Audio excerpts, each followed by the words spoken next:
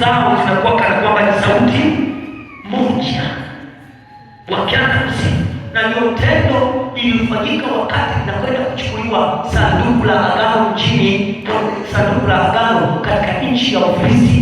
Biblia inasema kundi la wana wa Asafu ndio likapanda, likaongozwa na Asafu mwenyewe, kwa sababu ilikuwa kwa silaha, kwa vifaa haikuwezekana.